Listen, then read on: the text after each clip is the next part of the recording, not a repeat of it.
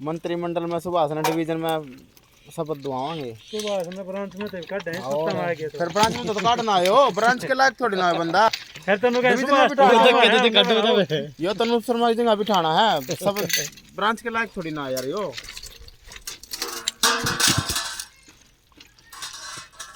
ये कोई नहीं आंदा फिर नु कहे मन ने बनाए थे सेक्रेटरी तो फिर 7 साल की बड़ा घूमना करेंगे। हाँ